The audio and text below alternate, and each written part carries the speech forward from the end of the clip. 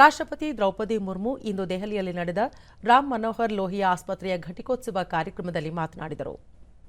ವೈದ್ಯರನ್ನು ಜನರು ದೇವರು ಎಂದು ಭಾವಿಸುತ್ತಾರೆ. ಇದೇ ಭಾವನೆಯನ್ನು ಉಳಿಸಿಕೊಂಡು ಜನರ ಒಳಿತಿಗಾಗಿ ವೈದ್ಯರು ಶ್ರಮಿಸಬೇಕಾದ ಅಗತ್ಯವಿದೆ ಎಂದರು. ಎಂಥ ವಿಷಯ ಸ್ಥಿತಿಯಲ್ಲಿಯೂ ವೈದ್ಯರು ಸಂವೇದನಾಶೀಲತೆಯನ್ನು ಕಳೆದುಕೊಳ್ಳಬಾರದು. ರೋಗಿಗಳ ರಕ್ಷಣೆಗೆ ಬದ್ಧರಾಗಿರಬೇಕು. ಆತಂಕದಲ್ಲಿರುವ ರೋಗಿಗಳ ಕುಟುಂಬ ವರ್ಗದವರಿಗೆ ಸಾಧ್ಯವಾದಷ್ಟು ಮಟ್ಟಿಗೆ ಆಶ್ವಾಸನೆ ನೀಡಬೇಕು. ಅವರ ಬಗ್ಗೆ ಸಹಾನುಭೂತಿ ತೋರುವುದು ವೈದ್ಯರಾದವರ ಕರ್ತವ್ಯ ಎಂದರು. ಹಲವು ಸಂದರ್ಭಗಳಲ್ಲಿ ಕಠಿಣ ನಿರ್ಧಾರಗಳನ್ನು ತೆಗೆದುಕೊಳ್ಳುವ ಸಂದರ್ಭ ಬರುತ್ತದೆ.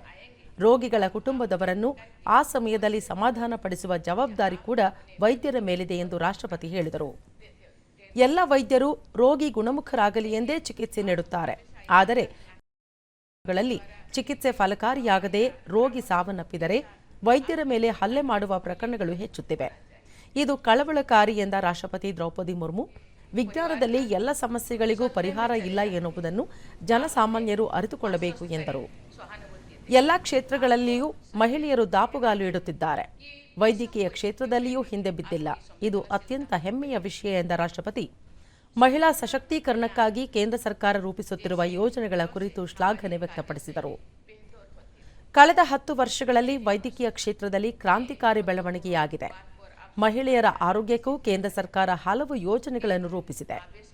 ಎಂಬಿಬಿಎಸ್ ಸೇರಿದಂತೆ ವೈದ್ಯಕೀಯ ಸ್ನಾತಕೋತ್ತರ ಸೀಟುಗಳ ಸಂಖ್ಯೆಯನ್ನು ದ್ವಿಗುಣಗೊಳಿಸಲಾಗಿದೆ. ವೈದ್ಯಕೀಯ ಕಾಲೇಜುಗಳನ್ನು ಹೆಚ್ಚಿಸಲಾಗಿದೆ. ಆಯುಷ್ಮಾನ್ ಭಾರತದಂಥ ಯೋಜನೆಗಳಿಂದ ಪ್ರತಿಯೊಬ್ಬರಿಗೂ ಸುಲಭದಲ್ಲಿ ಆರೋಗ್ಯ ಸೌಲಭ್ಯ ಸಿಗುತ್ತಿದೆ ಎಂದು ರಾಷ್ಟ್ರಪತಿ ದ್ರೌಪದಿ ಮುರ್ಮು ಹೇಳಿದರು.